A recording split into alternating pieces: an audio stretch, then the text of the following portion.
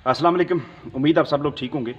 आज की वीडियो में मैं बताने वाला हूँ और साथ दिखाने वाला हूँ कि जब हमारी मुर्गियों में कोई मसला बन जाए तो उसे हमने ट्रीट कैसे करना है, उसे हमने ठीक कैसे रखना है। बेशक आंखें कुदरत का अनमोल तोहफ़ा है, चाहे वो हमारी हों या हमारी मुर्गियों की हों।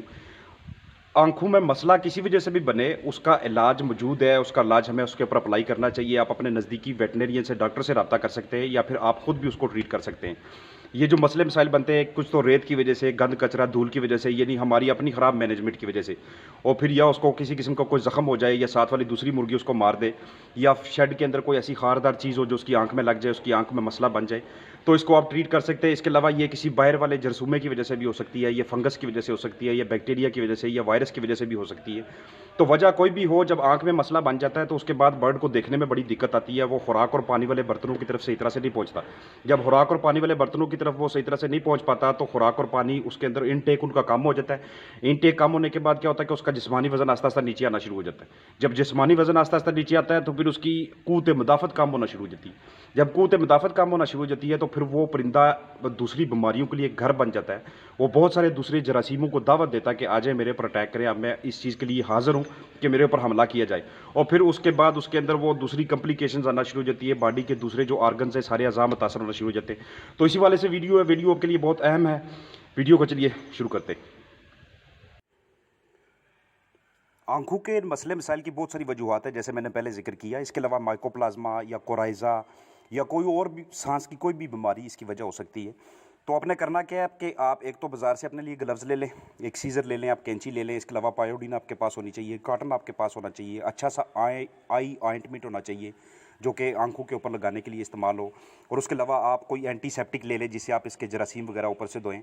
और ये अमल आपने ठीक 24 घंटे के बाद दोबारा करना है। वैसे तो आँखों की बहुत सारी ऐसी बदनज़मियाँ हैं या डिसऑर्डर्स हैं, जो कि मुर्गियों की आँखों को मुतासर करती हैं। ये आँखों के किसी ज़ख़म या किसी इंजरी की वजह से भी हो सकता है, या आँख में किसी इन्फेक्शन की वजह से भी हो सकता है। और इसकी वजह, जैसे मैंने पहले बताया, वायरस, बैक्टीरिया या फंगस हो सकते हैं। तो इसमें होता क्या है कि आँखों के ऊपर के दोनों पर्दों का जो अंदरूनी हिस्सा होता है वो इसमें आस्ता-आस्ता सूजने लग जाता है, जिसे हम मेडिकल टर्म में कंजक्टिवाइटिस कहते हैं, या पिंक आई कहते हैं, या इसे हम पलकों का सूजना भी कहते हैं। जिसमें मसलसल क्या होता है कि इरिटेशन सी होती रहती है, ख़ारिश होती रहती है, और उसके अलावा आपके बर्ड को सोज़श हो जाती है, वो हिस्सा काफ़ी ज़्यादा सूजने लग जाता है। और सूजने की वजह से क्या होता है कि अब आपके बर्ड को सही तरह से नज़र नहीं आता। जैसे मैंने पहले ज़िक्र किया कि अब वो खुराक और पानी की तरफ बहुत कम जाएगा, बॉडी वेट कम हो जाएगा, और फिर उसके बाद इम्यूनिटी भी कम होगी, यानी कि क़ुव्वत मुदाफ़त कम होगी, और दूसरे ढेर सारे जरासीम इसके ऊपर वो हमला करना शुरू कर देते हैं। ये अमूमन जो है ना, वो जैसे बताया कि बैक्टीरिया की वजह से होता है, लेकिन इसकी वजह कोई ज़ख़म या बैरूनी तरफ से कोई जरसूमा भी इसकी वजह हो सकता है, या फिर ये किसी सांस की बीमारी की वजह से हो सकता है, रेस्पिरेटरी प्रॉब्लम की वजह से, या ज़्यादा तेज़ बुखार हो बर्ड के लिए, लंबे अरसे का बुखार हो, और मुसलसल उसकी आंखों से रेशा निकलता रहे, रतूबत निकलती रहे, पानी बहता रहे, और फिर भी इसके अंदर ये मसला बन जाता है। या फिर किसी वायरस की वजह से, या खुराक में विटामिन की कमी भी हो, या मसलसल आपने तेज़ रोशनी अपने बर्ड को दी हुई है, तो फिर भी आपके परिंदों को कैटारक्ट यानी कि आँख की खराबी के मसले हो सकते हैं।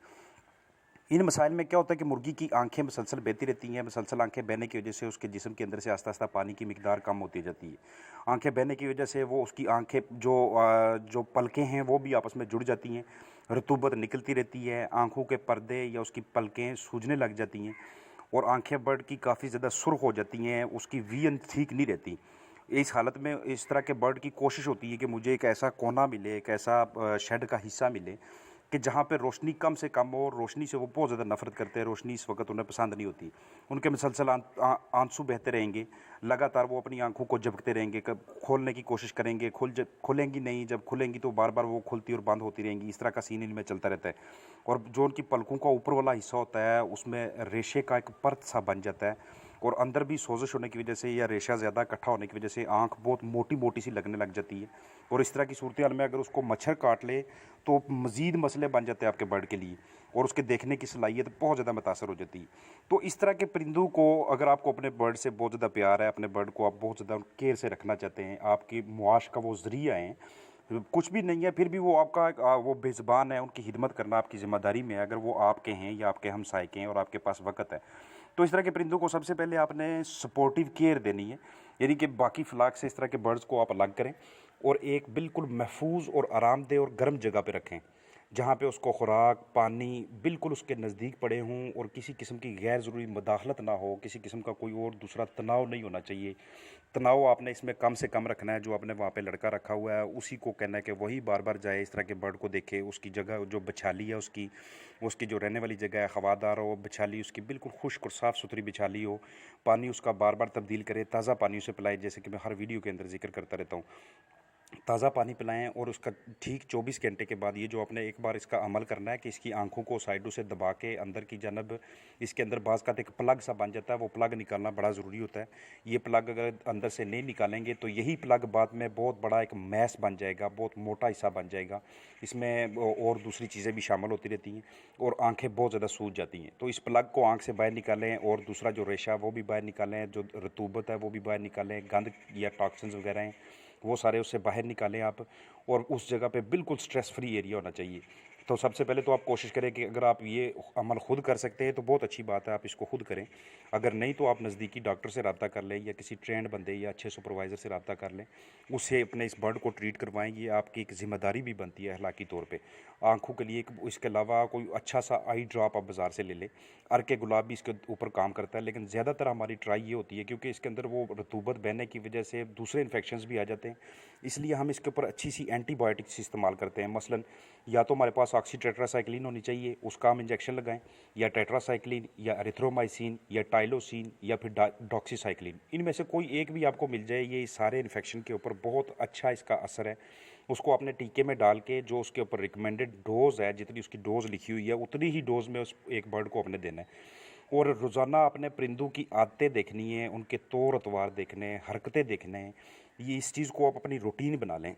इस रूटीन बनाने से होगा क्या कि आप देखेंगे कि मुर्गियों में किसी किस्म का कोई एग्रेसिव या जारहाना रवैया तो नहीं पैदा हो रहा, वो एक दूसरे को ज़ख्मी तो नहीं कर रही, काट तो नहीं रही, एक दूसरे को मार तो नहीं रही। क्योंकि इस तरह से क्या होता है कि ये रवैया जिस्म के दूसरे हिस्सों के साथ आंखों को भी ज़ाया कर देता है। बाज़ अवत बर्ड एक आंख से ज़ाया हो जाएगा, उसकी एक आंख ज़ाया हो जाएगी या उसकी दोनों आंखों का मसला बन जाएगा। और बाज़ अवत ऐसा भी होता है कि इस सारे मसले की वजह से बर्ड को एट लास्ट वो उसकी मोर्टेलिटी हो जाती है। शेड को अपने हवादार रखना है, लेकिन आंधी तूफ़ान और तेज़ हवा में शेड के अंदर मट्टी, रेत, कचरा ये चीज़ें ना जाने पाएँ, इसके लिए भी आपने कोई ना कोई बंदोबस्त करके रखना है।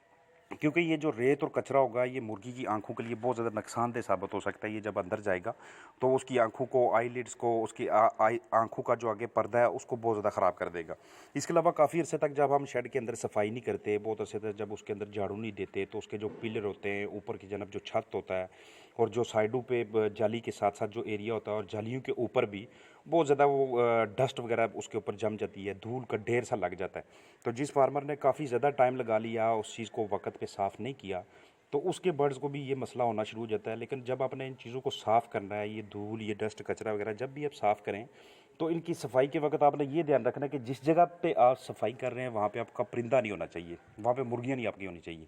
क्योंकि मुर्गियों की मौजूदगी में अगर आपने उस हिस्से की सफाई की तो बहुत ज़्यादा धूल उड़ने की वजह से, गंद कचरा उड़ने की वजह से ये भी दोबारा उसकी सांस की नाली में भी जा सकता है, उसकी आंखों में भी जा सकता है।